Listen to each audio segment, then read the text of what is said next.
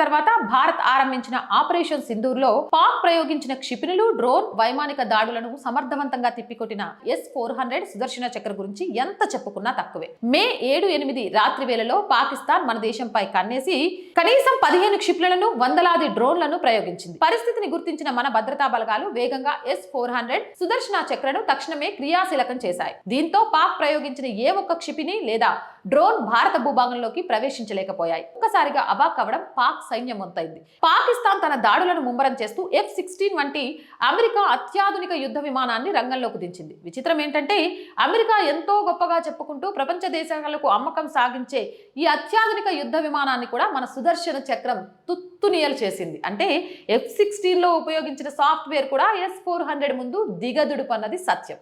ఇక చైనాకు చెందిన GF-17 యుద్ధ విమానాల పరిస్థితి చెప్పాల్సిన అవసరమే లేదు. అవి అట్టపెట్టెల్లా కూలిపోయాయి.